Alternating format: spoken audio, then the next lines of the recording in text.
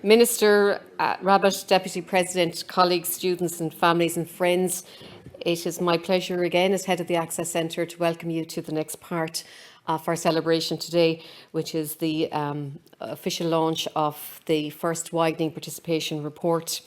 And I am delighted now to call on our Deputy President, Professor Paul O'Doherty, to formally welcome the Minister and you to today's event. Thank you.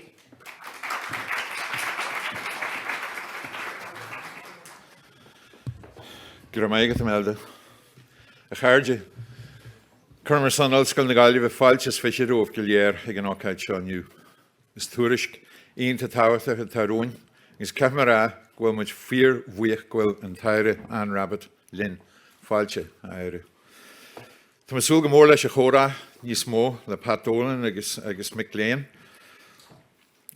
Agus Nismo, na Gachrodelle, while I'm a weakest. Ma vile weches a roiil de furren jachnu rochtana for John Hannon. I'd like to welcome you all to this event, the launch of the first annual University of Galway Widening Participation Committee report. Established in 2020, the University of Galway's Widening Participation Committee is a subcommittee of the EDI Campus Committee. The purpose of this committee is to support and monitor the university's strategic plans on widening access and participation. The report produced by this committee outlines the University of Galway's efforts to increase the equality of opportunity for students who would traditionally be regarded as underrepresented in higher education. As a university for the public good, the University of Galway remains committed to the idea that our student body should reflect the wider diversity we find more generally in society.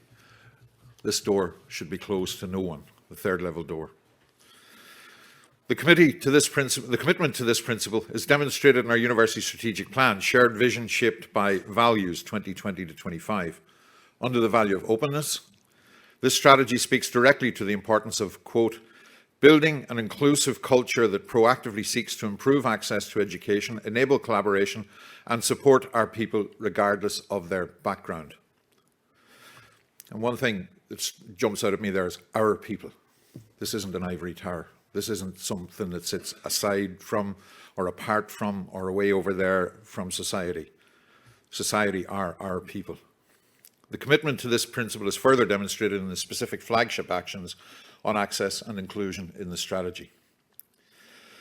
The publication of this report enables us to pause, reflect and evaluate the progress we've made as an institution in terms of creating a more level playing field for students who come from traditionally underrepresented groups in higher education.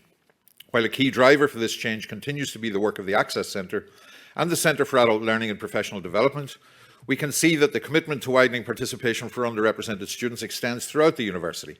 Indeed, it's through this whole of institution approach that we stand the best chance of ensuring students from those groups in higher education can access, participate and succeed in the University of Galway. The report launched today by Minister Rabbitte, the findings which Daniel Savoury will present on shortly, show that 24% of our students studying at full-time undergraduate level come from traditionally underrepresented groups. It also shows a 106% increase in students registering for disability support with the Access Centre over a 6-year period, as well as a 200% increase in the number of FE and training students entering the University of Galway on the basis of a PLC qualification over the same period. I would like to acknowledge all the staff, past and present, and I see that some of our former senior officers are here today, and you're more than welcome. And I hope you don't mind if I take the time to mention you by name: Seamus McMahona, Seamus O'Grady and Pat Morgan, who were instrumental in setting us down this road. On behalf of the University of Galway, I commend all involved in producing this report and very much look forward to subsequent annual reports. Again, welcome to this event. I wish you a very pleasant afternoon as guests of the University. To Sulligan, Gomuniship Sult as an Trinona, mar Iana, the Chudge Ulskol, na Galway. Guramaigad.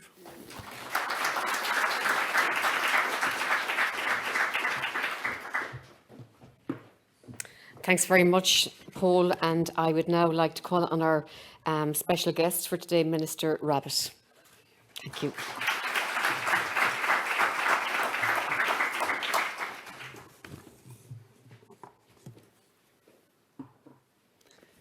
think it's good afternoon at this stage. So good afternoon, everybody. And thank you so much for the invite. Thank you, Imelda, for your continuation of engagement with me since I've become Minister. And thanks to everybody else who has taken the time out to be with me and all of you here this Friday afternoon. So it is great pleasure to be here at the University of Galway today to both celebrate the opening of the Access Centre and the launch of the first Widening Participation Report.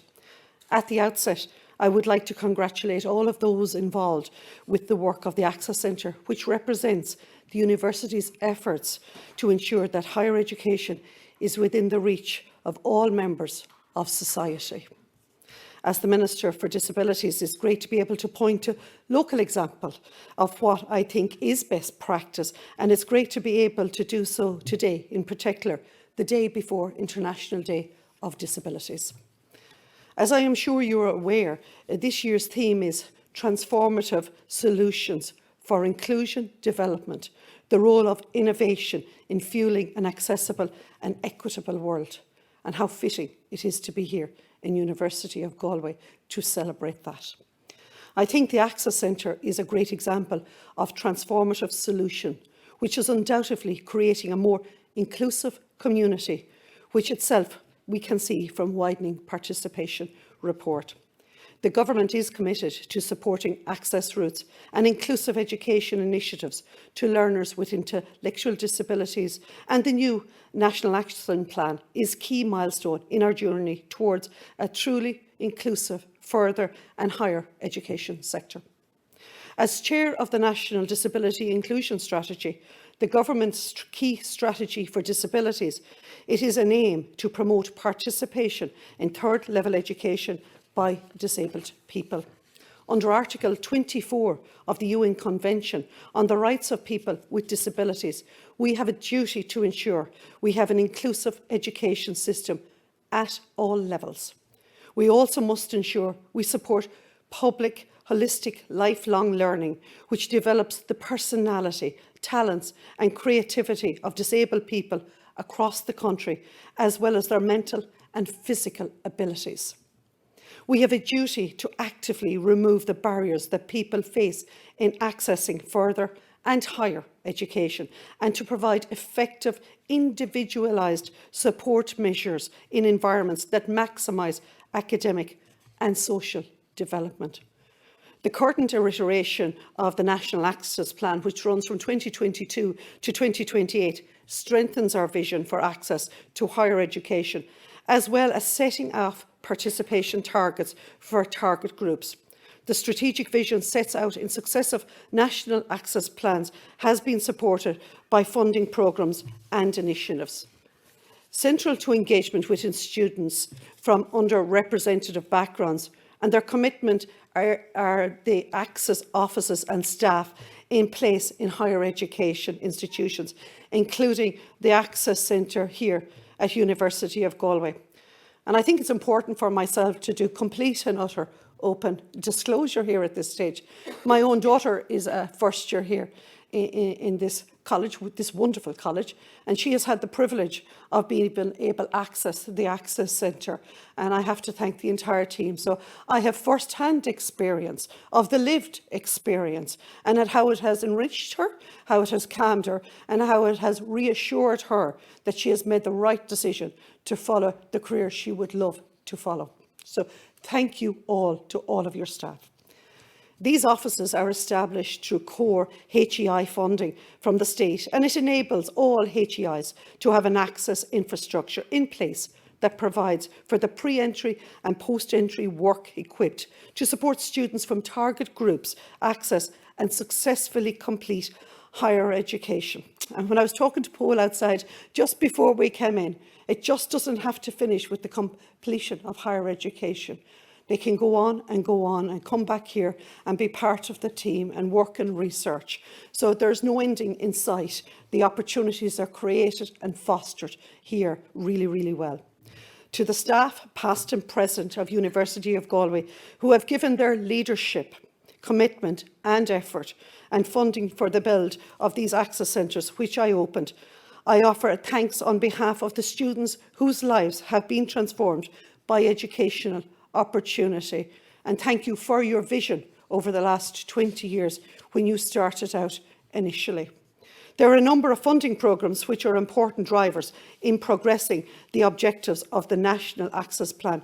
For example, the Fund for Students with Disability supports HEIs in ensuring students with disabilities have the necessary supports to enable them access, fully participate in and successfully complete their chosen course of study.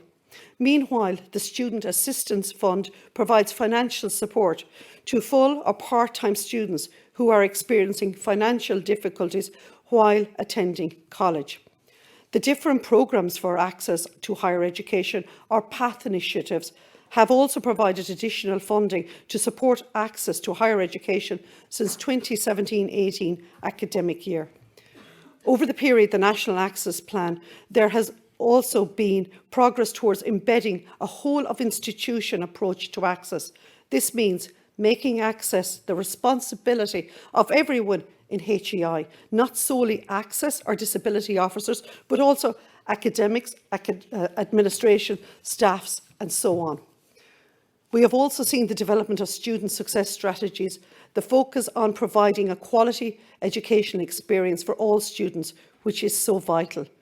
We have also seen the strengthening of universal design for learning principles that seek to develop inclusive learning environments and practice for all students. And I think when Imelda was bringing me around earlier on, meeting the various people in their various cubbies, as I would say, around the Access Centre, I was delighted to meet the assistive technology team, of which I have a particular grow for, because that's where we are moving in participation. That's where government is going. That's where the WHO is going. It is looking at the alternatives to ensuring that people can participate and have the toolkit and the skills that they can actually use that keeps them in education, but also it gives them the equipment to be able to go on into further employment and everything else.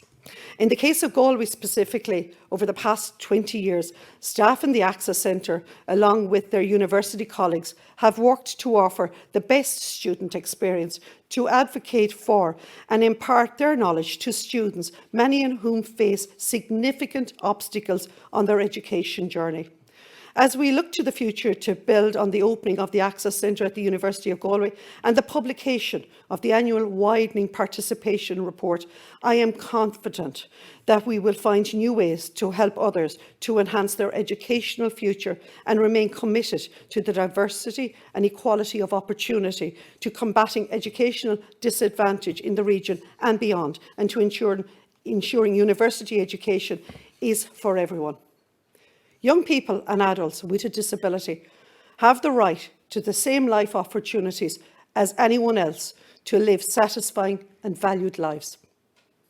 They should have a home within their community where they will be treated with dignity and respect and have access to education and development opportunities that others in society enjoy. And it is incumbent on us as legislators, advocates and society as a whole to provide these supports. I share with my ministerial colleagues that there are other members of government and a very strong desire to ensure that people with disabilities are afforded every opportunity to realise their potential in every dimension of their lives. And that's why this report is so important. Having such reports, having such data, and I talked to a gentleman outside and I said, when you have the data, you take the politics out of it. When you have the data, you take the civil servants out of it, because the facts are the facts. And when you have the facts laid right in front of you, you must honour the facts, you must support the facts. And now it is time for that disabled community, the wider society of the minorities, where the facts should demonstrate the funding should follow. Garamach Gathal.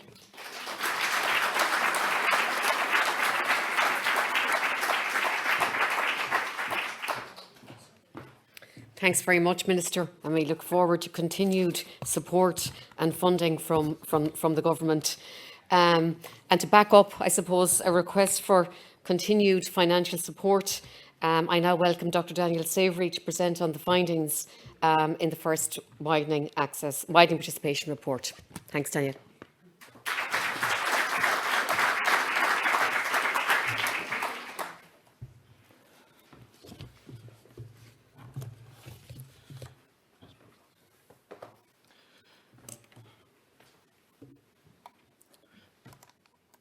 Make sure it's working. Thank you. Minister, colleagues, invited guests. It's a great honour of mine to be able to present the Widening Participation Committee report on behalf of the committee. Before I get started, I just want to add a couple of caveats, I suppose, to what I'll present. I will present the facts, although not all the facts. So there's a portion of the quantitative data. We're very, very conscious as a committee that we would like to produce more quantitative data, and subsequent reports will speak to that as well. Also, the next caveat is there's also a piece of qualitative data that we're very much interested in producing in future reports as well. So again, this is the first one that we're producing, but hopefully it will be the first of many and will serve to paint a more comprehensive picture as we produce each annual report. So what I'll go through is the findings of the report. Firstly, I'll talk about widening participation entry routes and show some data for our new entrants over a 10-year period. We look at progression data for each one of those groups, disaggregated and aggregated when we bring them all together. And then we look at the total number over a 10-year period. In other words, how many students are entering University of Galway through these entry routes? And I suppose what are the percentage of these students vis-a-vis the full-time undergraduate population? We'll also look at ethnicity data. We don't track ethnicity on our student record system, although we do ask students when they register with the university as new entrants, either as full-time students or part-time students, to fill out the Equal Access Survey. And that gives us some data on ethnicity, with approximately 3 in 4 students completing that survey. We'll also then look at disability data. This comes from our colleagues in disability support. We look at the registrations over a 6-year period. We'll also look at the registrations per primary disability category. So you'll be able to see, for example, how many students are registering with the University of Galway who have mental health maybe as their primary disability, or ADD and so on. And we'll look at the percentage increases over that 6-year period as well, which I think you might find interesting. So I'm conscious I have 10 minutes, so we'll plough straight into it. The first entry we'll look at is a national scheme called the Higher Education Access Route. And this particular scheme is targeted at students who are socioeconomically disadvantaged. Students do their Leaving Cert. As part of their Leaving Cert, they can apply for this scheme. The red line, or I suppose the one thing that you have to satisfy when it comes to this scheme, is that your income has to be below a certain threshold level. And you have to satisfy a range of other indicators. You do not need to satisfy them all, but you need to satisfy combinations. So, for example, is your home, is your house within an area that is designated disadvantaged by the Public Deprivation Index? Do you attend a DEIS school? Do you have a medical card? These kind of things. So again, this is a national scheme with all HEIs involved. And if you look at the data, there is here reduced and here non-reduced. Here reduced are students who avail of reduced points through this scheme. Here non-reduced are students who are eligible for the scheme but don't necessarily have to avail of reduced points. So in other words, they get enough points through their Leaving Cert to come in on that basis. The majority of students who apply for the scheme, as the data shows us, are students who already have the points. That being said, when students do register with University of Galway, they're invited to a HEAR orientation. They're connected to colleagues within our office for support, and they receive financial support through the financial aid fund, what's called the HEAR Access Fund. The high point for this scheme was around 2016-17, but you can see there's a slight dip in the last couple of years. And my understanding is that the scheme is currently under review to ensure that it reaches the most disadvantaged, with about 190 combined HEAR reduced and HEAR non-reduced coming in through the doors last year. If we move to another national scheme, which is the Disability Access Route to Education, or the DARE scheme, just like the HEAR scheme focuses on socioeconomic disadvantage, and you have to satisfy a range of indicators to be eligible for that, to avail of reduced points. The DARE scheme attempts to address the barriers that students with disabilities have in progressing to higher education. And the indicators that you have to satisfy for this, you have to satisfy the meeting the educational impact criteria, and you have to have supporting documentation or evidence of disability. And on that basis, you can be eligible for the scheme. Not dissimilar from the HEAR scheme, you can see, for example, that the majority of students that are coming into University of Galway have the points.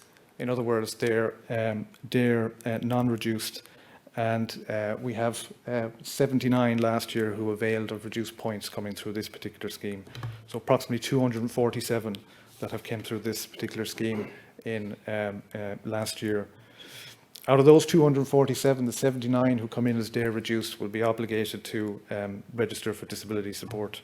We'll go into more details when it comes to disability in a few minutes.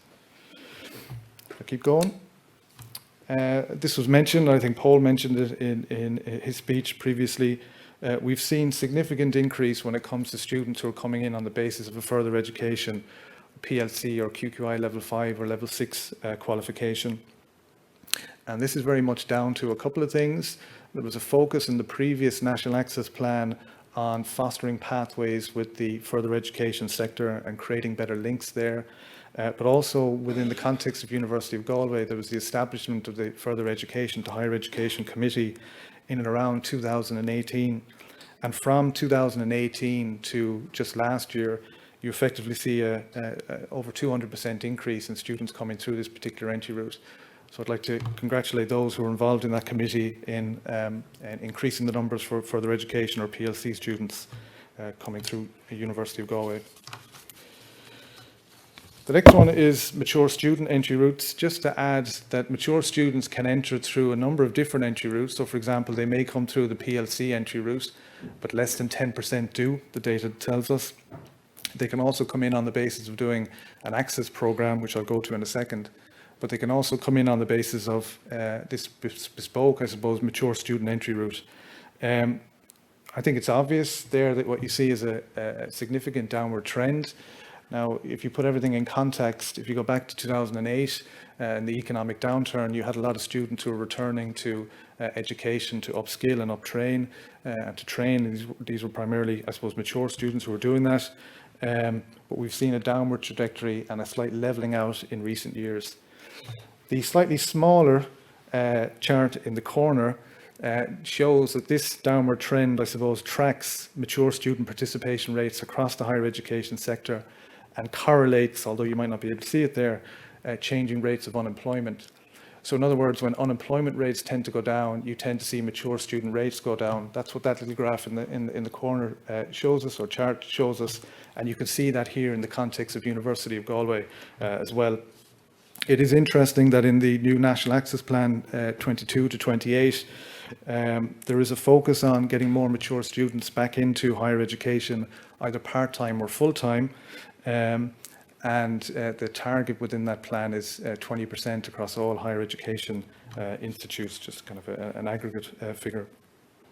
If we look at this one, slightly more colourful. This is access and foundation programs. So these are students that are coming in on the basis of a diploma and foundation studies program. Now, I'm conscious that there are colleagues here that have been working on access and foundation programs for over 20 years. They're our longest serving, I suppose, entry route for underrepresented students. That there is a downward trend. The orange is the foundation students, the red is the access mature, the blue is the access school leavers. We of course offer a range of different entry routes now, and we don't offer, I suppose, as many access programs in outreach centres as well. So that may account for some of the reduction in figures there as well. There probably could be an opportunity to run some of these programs with some of the new target groups within the National Access Plan as well.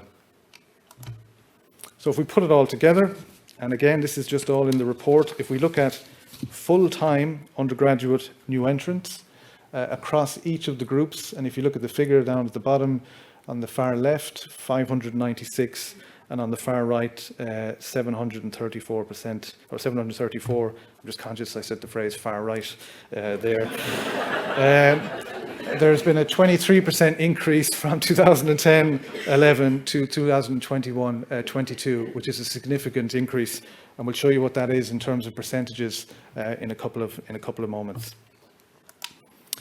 If we look at progression then, as it's disaggregated for each one of those particular entry routes, the line that's running across the top is the progression rates from first to second year for all our students in first year, so all our new entrants, in other words. And then what you have on the far left, I'll stop doing that, on the left, it's the access program, blue, let's say, then we have mature pathway, FET, foundation, DARE non-reduced, DARE reduced, HERE non-reduced, HERE reduced. What you can see, I hope, which is demonstrated by this, is progressively, I suppose, progression rates have got better over the last 6 years. Now, I should add that we do not have data for 21-22 there because we won't be able to compile that in time. But this is, I suppose, the first time that we've put data together in this way, disaggregated for these particular entry routes. And we would hope to go back further in time to be able to create a more comprehensive picture as well. If we look at that in terms of a table, you can see the bottom figure on the left is 81% aggregated once we put all those entry routes together. And the bottom figure on the right, when we add everything together, is 88%. And generally, if you look at the numbers in 2015, for each particular entry route, vis-a-vis the figures in 2020, you can see an increase.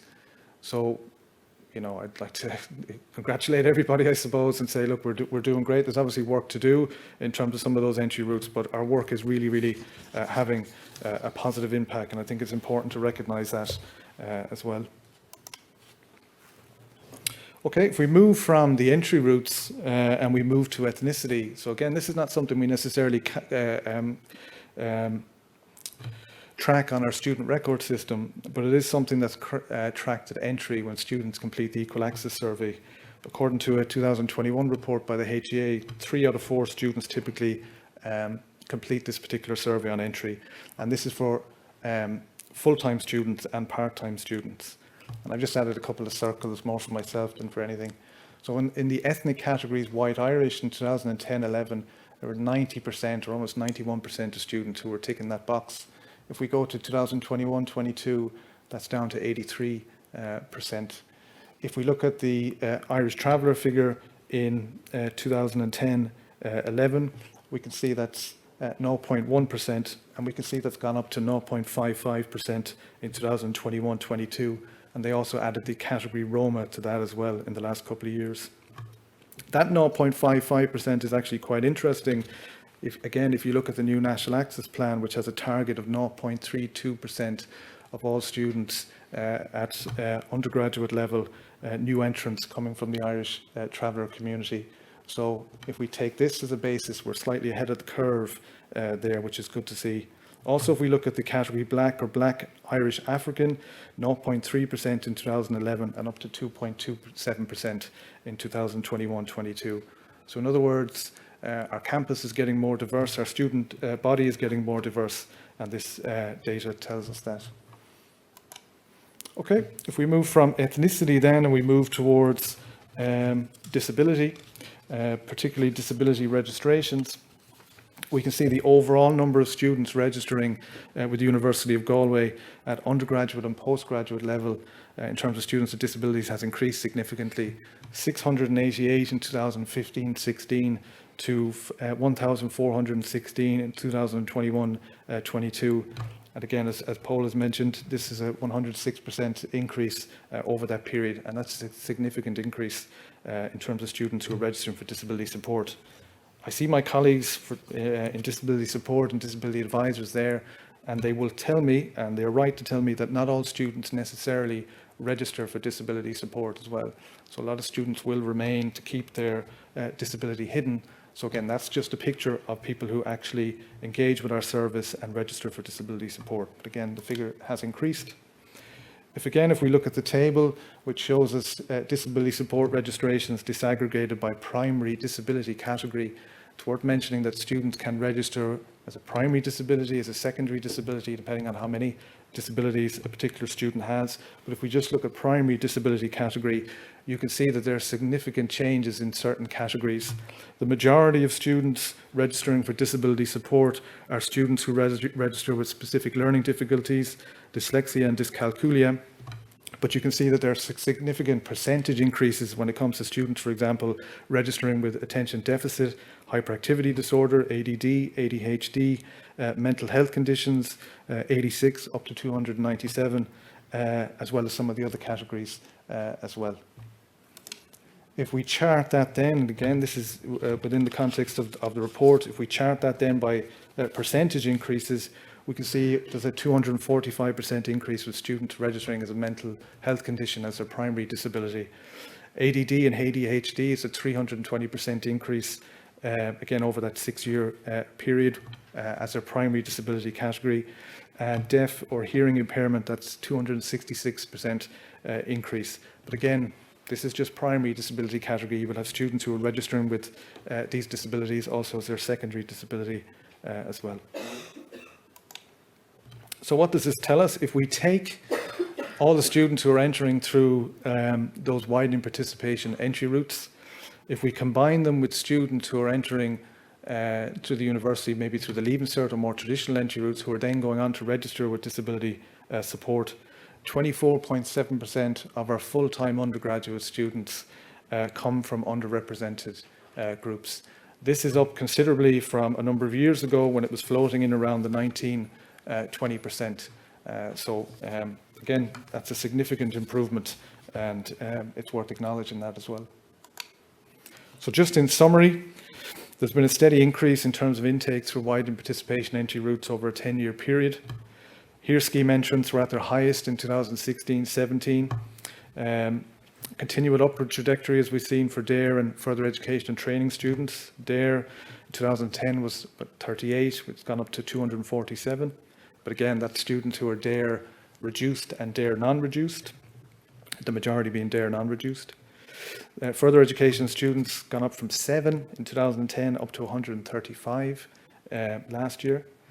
Access and foundation entry route shows a steady decline from 176 down to 77, but fewer outreach programs are being delivered. And as I mentioned, there is an opportunity here to maybe work with colleagues within those new target groups within the National Access Plan in delivering some of these programs. Progression rates have increased for each entry route from 2015-16 to 2021, and it has increased, I suppose, in aggregate from 81% to approximately 88%. Equal Access survey data shows an increased percentage in the categories Irish Travel and Roma students and Black Irish and Black African students enrolled within the university. We have a 106% increase in students registering for disability support over that 6-year period. Significant percentage increases have we seen when it comes to mental health, hard of hearing and ADD and ADHD categories. And then we saw that figure there finally of 24.7% of new entrants at full-time undergraduate level are from traditionally underrepresented groups. The report, I suppose, and one of the key things about the report, and I want to emphasize and really encourage people to read the report, demonstrates that many of these widening participation activities take place across the university. And that's one of the strengths, I think, of University of Galway, is that, you know, all parts of the university are involved, I suppose, in the widening participation agenda.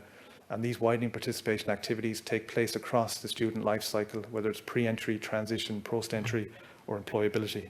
And the list that you have in the report is not necessarily an exhaustive list. In line with National Access Plan, there is discipline-specific data we think should now be gathered. So, for example, how many of those students are in disciplines like medicine, nursing, psychology, education? That's something that we would like to do in future reports. And then finally, I think we would need more qualitative data needs to be gathered to establish the lived experience of students from these groups. Having the data is one thing, and it's important to inform policy, conscious of that. But again, it'd be good to have some more qualitative data which will speak to the lived experience of students as well. Thank you very much.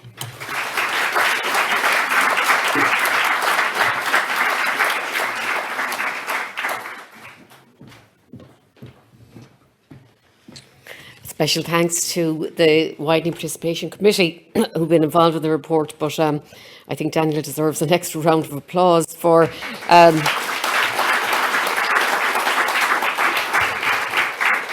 producing the report and highlighting those areas in a very user-friendly way, I think. And hopefully a lot of people here will take the message away around the increased resources that we need, but also the work that has been conducted to date and the role the University of Galway can play, I think, in future policy making, etc. So Daniel finished there, I think, in terms of talking about the lived experience of students, and we're delighted to have a panel of students here now to talk about their experience of the Access Centre and the widening participation activities across the university. Delighted to welcome Professor Pat Dolan, who I believe is going to be charging me a fee after today, I heard, in terms of asking Pat to chair a lot of these things, which he has done, continuously over the past few years. Professor Dolan is the Director of the UNESCO Child and Family Research Centre here in the University of Galway. And I'm delighted to welcome and to thank our students and staff who are going to participate on the panel. So I'd like to welcome Karen Stridham, and Karen is doing midwifery and she is in the College of Medicine, Nursing and Health Science. And I'm going to ask the students to come up when I call their names. Tendai Muzizinze, and Tendai is in the College of Business, Public Policy and Law, studying commerce. Our postgraduate student, Patricia O'Mahony, who's in the College of Arts, Social Science and Celtic Studies. And finally, a former student, but also now a colleague in the university, Kelly Moore, who studied in the College of Science and Engineering and who now is actually the student advisor in the College of Science and Engineering. So we look forward to hearing what you have to say to us. Thanks.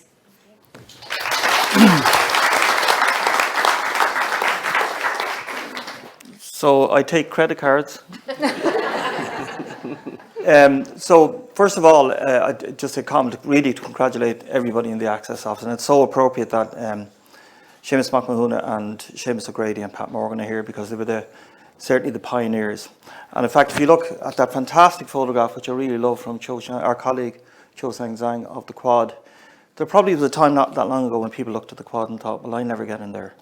And it is, I think, a great, and I say this as a loyal servant working in this university, I think it's something that we should be proud of. We will, as your former boss said, Minister, much to do, more, whatever it was, I can't remember, but more to be done.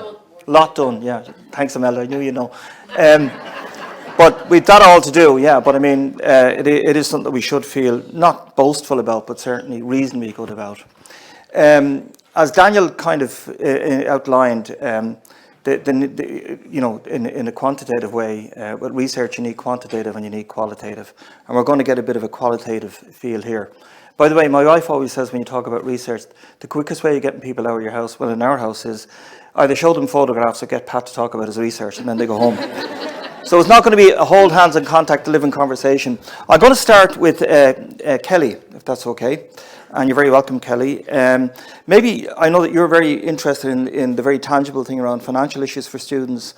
Maybe if you could share a little bit about your own experience, and we've 20 minutes for this, so we don't be rushing this at the end, so just conscious of time. But if you could just share a little bit about, issues of, and you came through the HERE scheme, I think, but a little bit about laptops and financial issues and very basic stuff. Brilliant, thank you, Pat. As Pat said, I entered university through the HERE scheme. For me, there was a bit of uncertainty if it would be possible to go to university, and if I got in, would it be sustainable? Could my family afford it? Things like that. So there was always a little bit of uncertainty, which was very, very difficult. So when I came across the HERE scheme, it made me feel welcome and supported and wanted, that people like me from backgrounds like my own to be wanted in university. So that was a huge boost and a huge motivation to continue my studies and to be able to continue on. And like Pat said, for my background, coming from more of a disadvantaged town, disadvantaged school, finances were a concern. So coming through the HERE scheme, I was able to get some financial support, but not only to get into college. So it didn't just stop there. So I got in the door, but it didn't stop.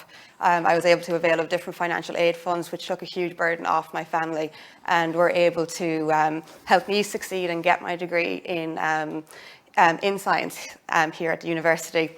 To add to that as well, it didn't just stop at my undergraduate degree. I went and worked for a few years and came back to go into the teaching profession.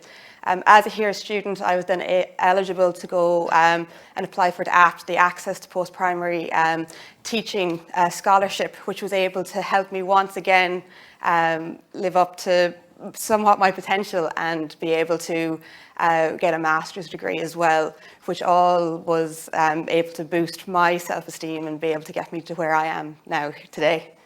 Great, yeah, that sounds great. And if you were to think of, very briefly, but think of one short, sharp thing that made the difference to you, what would you say it was? I think knowing that I was wanted I know it kind of sounds kind of strange, but knowing that I was welcomed and that there was opportunity that I could do this and that there were people like me. Maybe it's my science background, but Daniel, I do love the data. So it's great. It's great to see that there are other people like you with other challenges as well. And I think that's kind of one of the reasons that I kind of stuck around and I'm still here today to kind of try and help students with my knowledge and pass on some of the information I have to help them succeed and know that if I can do it, then anyone can do it. Great, sounds great. So I'm going to move to Karen now, if that's okay, Karen. So you're studying midwifery and a mature student, if it's okay to use that term. I think a mature student is still the appropriate term. That's fine. Could you talk a little bit about your experience? And I'm particularly interested in kind of issues around placement challenges and all the kind of, your experience and kind of what wisdom strikes you about your experience in a way. Thank you very much. I actually immigrated here from South Africa in 2017.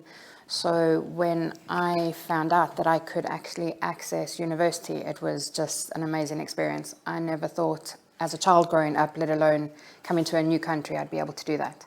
And doing the HCA course and the mature student course and then the access course, I realized my dream.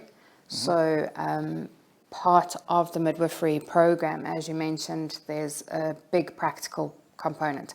So we go out to 4 different hospitals across the country or on the west side of the country.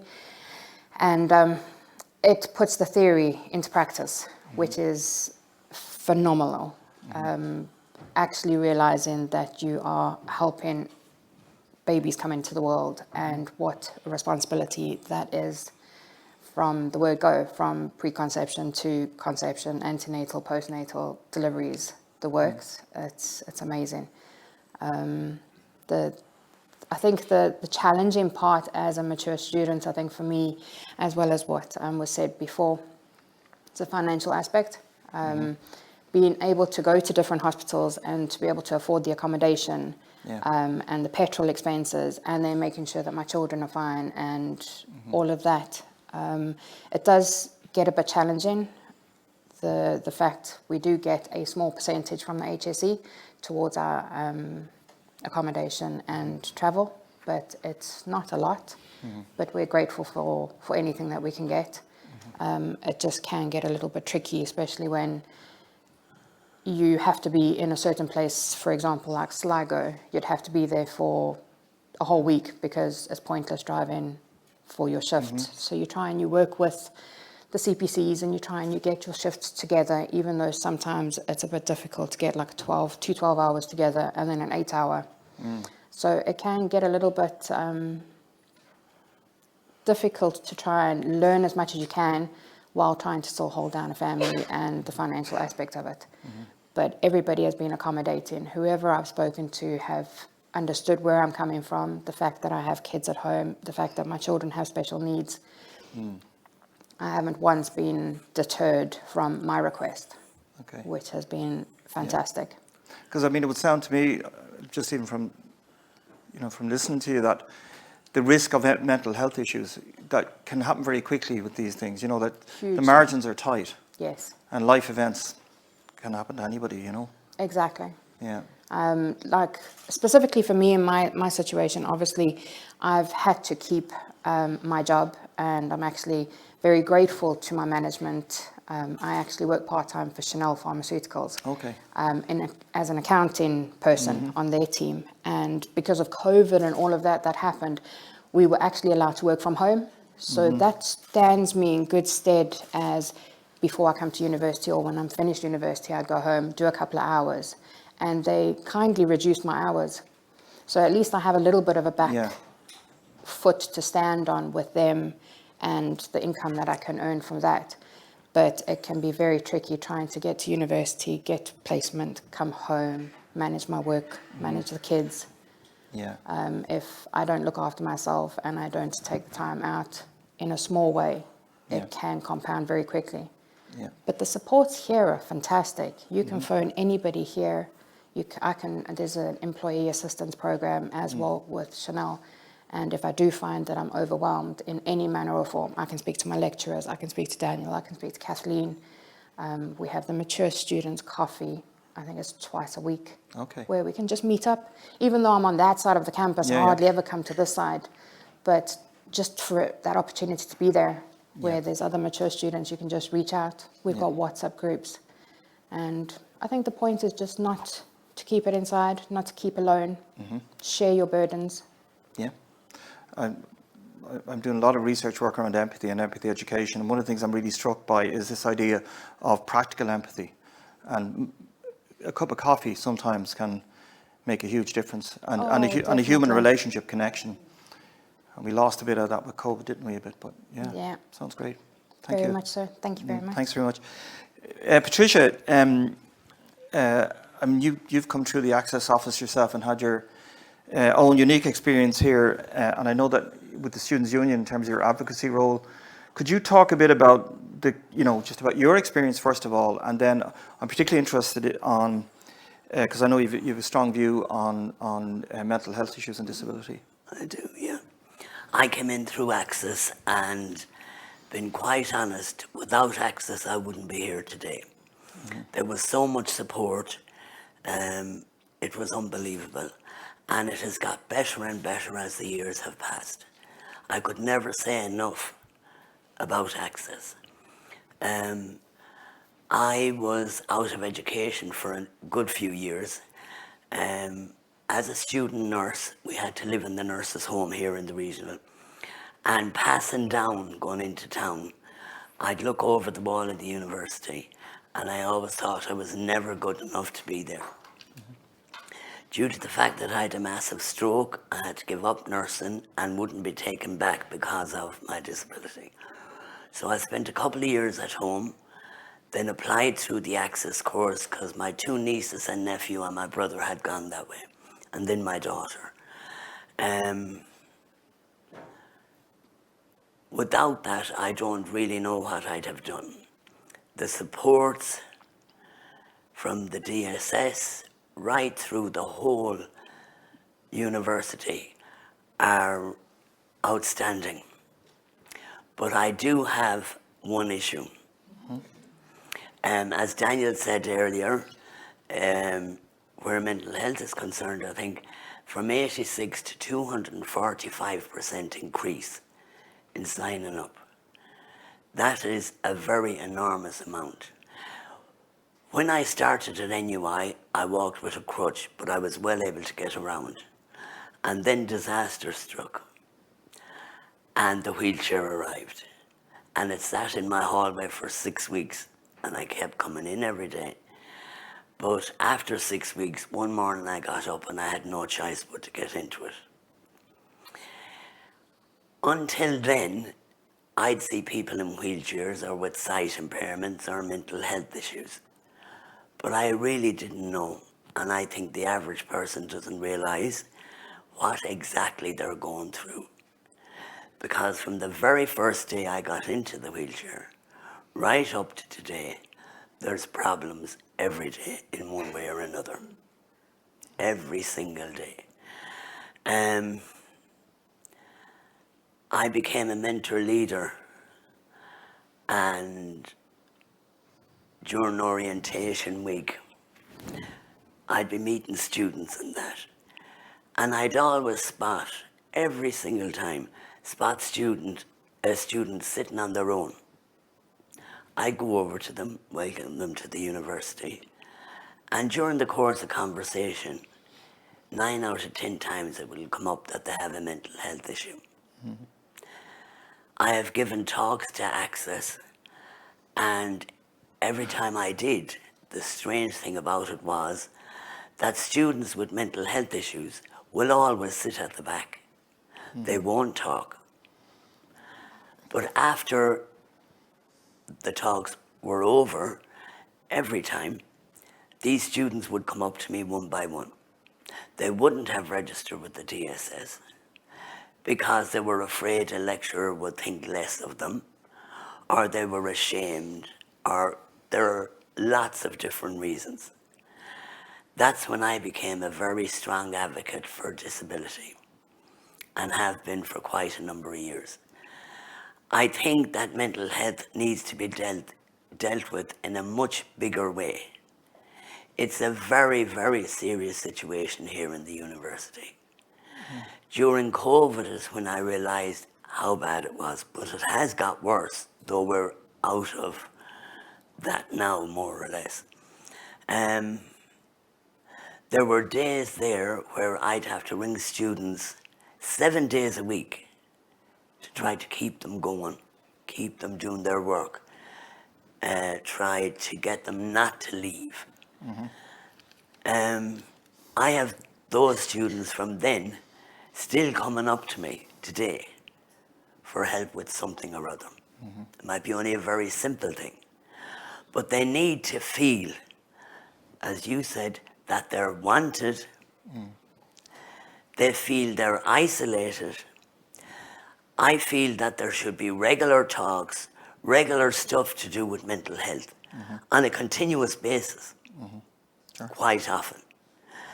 Other than that, we're going to see loss of lives, and we've seen enough of that. Indeed, yeah, very much so. I totally agree with you. And that is mental health is a challenge. I was reading that they predict over the next 50 years, the biggest pandemic we'll have, social pandemic, will be loneliness and mental health. Yeah. That loneliness is a huge issue, and loneliness is very much associated with mental health. And I think the pandemic, a lot of people suffered severe loneliness. But I think your point is well made, that in here, it's something that, because what's unsaid is more dangerous than what's said sometimes, isn't it? Yeah. I actually experienced this mental health issue with my daughter. She came in through Access, and when she was in second year, she couldn't walk into a lecture hall. She went downhill so fast, but with help, and she became more secure in herself, more confident, and gives talks all over the place now. She just got an honours master's a couple of weeks ago. That it can be done with help, but without the help, and it's help here in the university that really is needed, and it's not needed tomorrow or the next day. It's needed now. Okay, fair play. But Yeah. other than that, I would have nothing but the best to say about all the supports, from Access to the DSS, everything. It's unbelievable. Good, that's great to hear. Seamus O'Grady is here. You know what I mean when I say that we're saving the good wine till the last Tendai. So, this is Tendai Mozanisi, who came through the Access program, final year BCom student. He came through the 1916 bursary winner.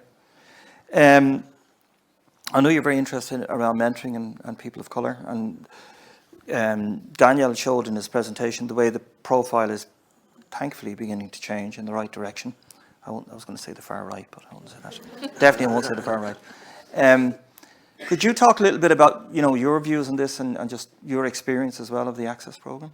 Yeah, so originally from Zimbabwe, and culturally as Africans, we believe that it takes a village, right?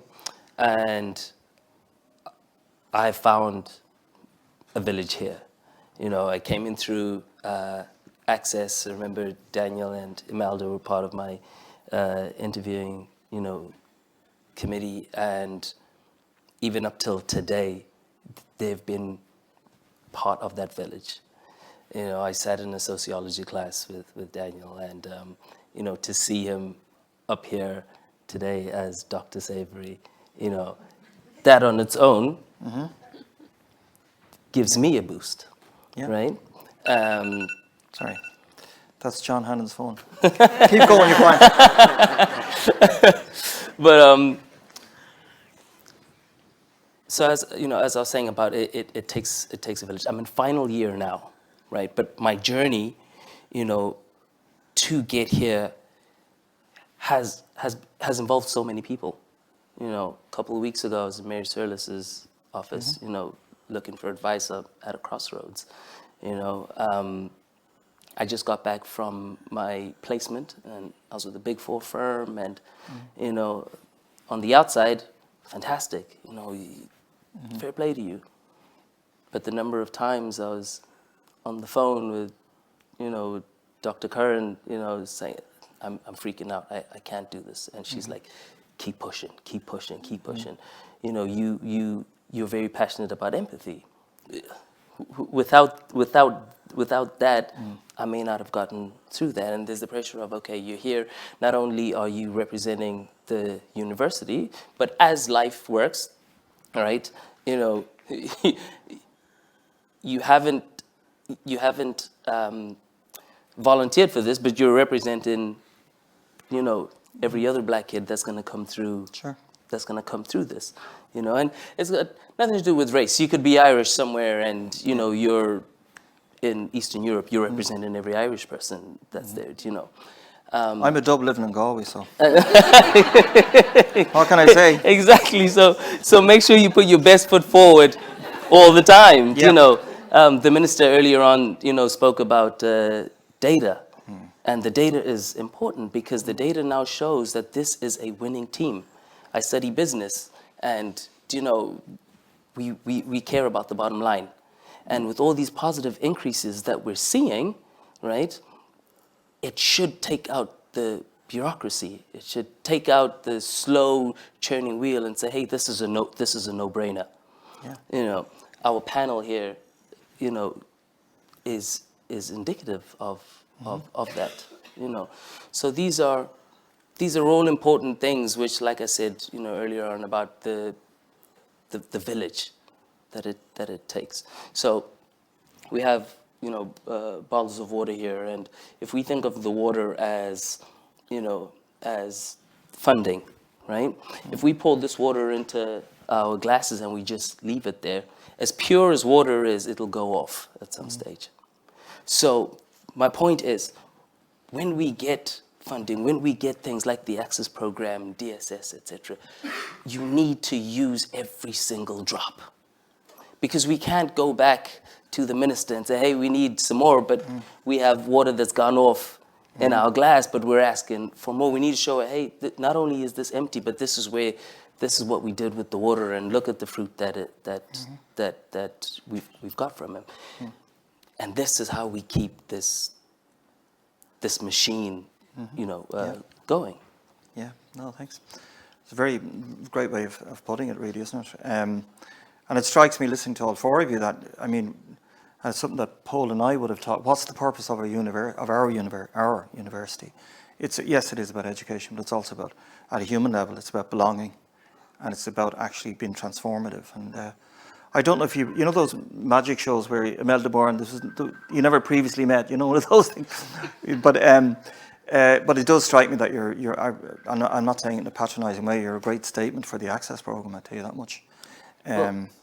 Sorry, I'd just like to quickly interject in that and just say that, diversity and inclusion is not doing anybody a favor, right? It's not doing anybody a favor, and it shouldn't be looked at as some form of charitable thing, because what you do when you include people is you're adding to a think tank, right? So if there's so many amazing minds sitting here, brilliant people, right? And if you take all the positives out of there and you put it into one big melting pot, we can go so much further. Yeah. So if you imagine yourself, let's say you were the almighty powerful one in here, right? You have all the answers, right? What do you mean, let's say? You have all the answers, right? And everybody in here kept coming to you to ask for things, ask for questions. I need help with this. Would you do this for me, etc., etc. At some stage, it's going to be exhausting.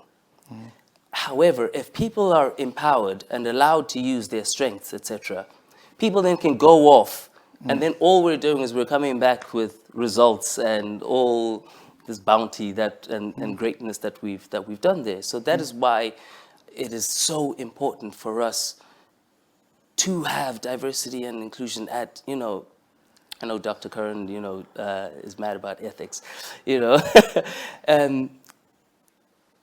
These are seeds that we're growing. This is investment, right? And investment that can only just bring back huge yields. And lastly, I'll say, during the Access Program, I had a lecturer, Dr. Coventry, Rachel, and she taught us economics, and she also taught us philosophy. And the business doesn't just have to be facts and figures, you know. We're human beings, you know, we have feelings, we all have a story. Today, it's the four of us up here, but the truth of the matter is all of us have something that we could add into this melting pot. And I see nothing but progress if we continue to support each other, but not just us as students, but lecturers as well. Support each other. Universities, support your lecturers, because if you have great minds trying to make us greater, but our great minds are not happy, Yeah. do you know what I'm saying? Absolutely. It dulls down the quality. Yeah. And we have the potential just to all progress. Brilliant. Absolutely brilliant. So I want you to give a big round of applause to Kelly, Anna, Patricia, and Tendai. And but I think Daniel will agree they're a great advertisement for the qualitative side of the research. And absolutely congratulations to Imelda and Daniel and everybody in the Access. Absolutely fantastic. I'm the youngest of 10, so I'm conscious that you're between me and my lunch. So I'm going to stop at that. Thanks very much, everybody. Thank you.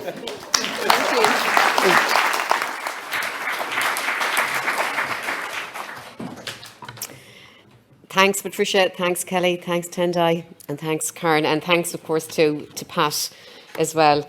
And I'm leaving the last word to our Director of Student Services, Mr. John Hanna. And John has supported and on a daily basis supports the work that we do in the Access Centre. So I'll hand you over to John. Thank you. Thanks very much, Imelda. So it's my privilege to bring this wonderful event to a close. And as I sat there, I really thought how we have sat on the shoulders of giants, none less than the giants that we see here. This has been a phenomenal journey over many years. I do want to thank the people who had the inspiration, who had the resilience to make this happen. But I also want to thank the giants who are here in front of me, and none less. And I'm not just talking about stature, but I am talking about vision, resilience, and an ability to bring others along. I particularly want to thank Imelda and every member of the Access team.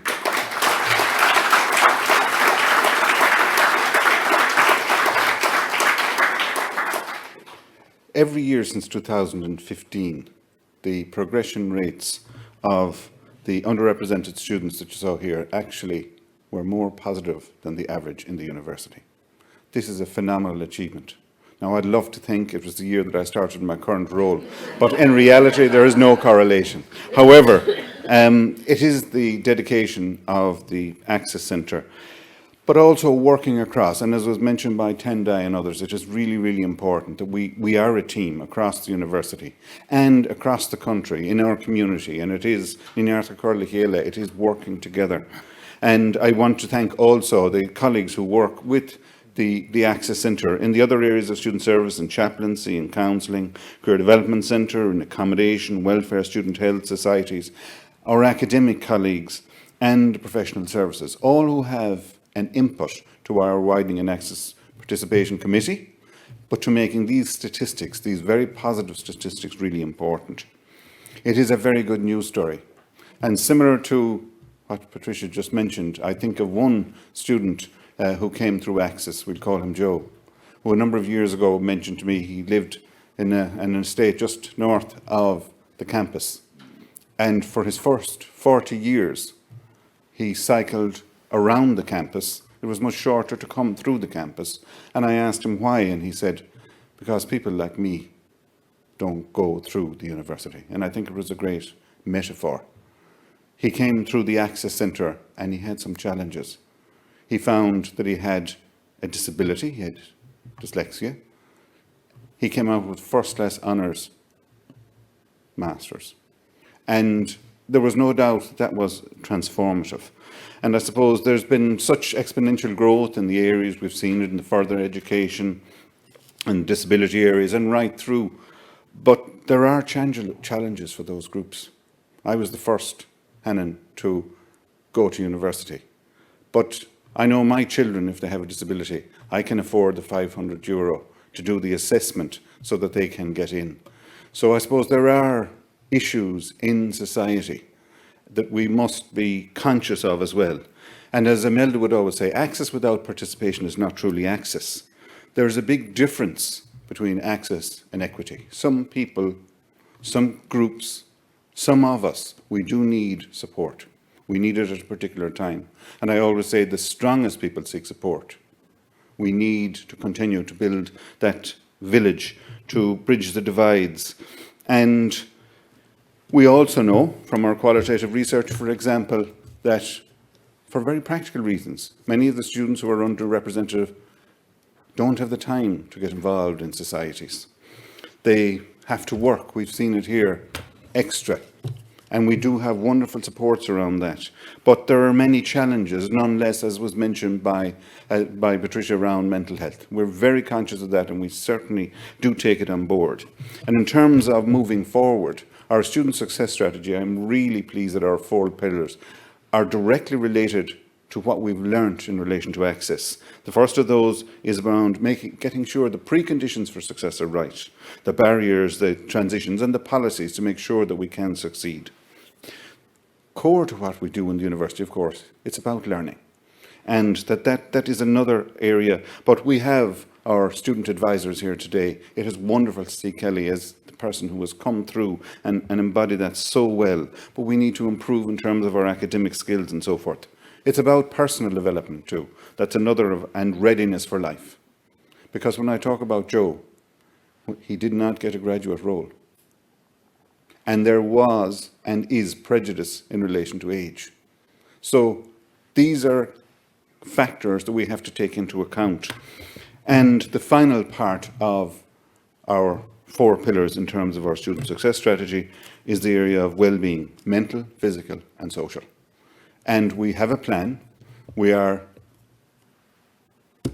presented it to the university management team.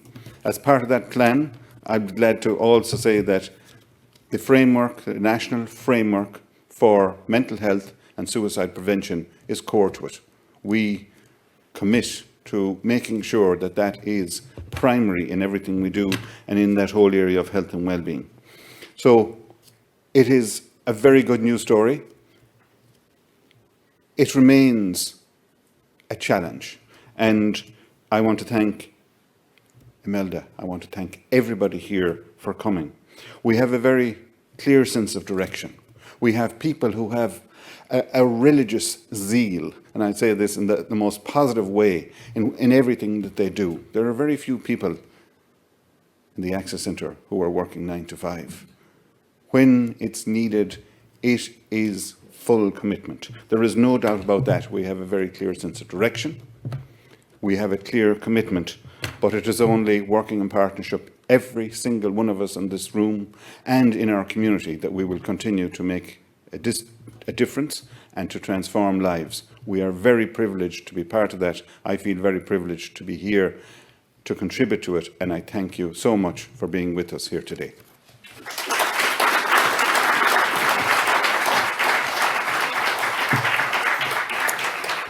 Thanks very much, John. And just a final thank you to all of you for being here today, and a special thank you to Minister Rabbitte. And I know you'll go back with lots of information and lots of facts to help us continue for another few decades to do the work that we're doing. I'd also like to thank our Deputy President, Professor O'Doherty, who was hugely committed to the work of the Access Centre as well, and spends a lot of time at these events with us. So we really appreciate support of senior management led by Paul. So it's just I'd just like to invite you now to lunch. It's outside, and happy weekend, and thanks very much again to everybody. Thank you.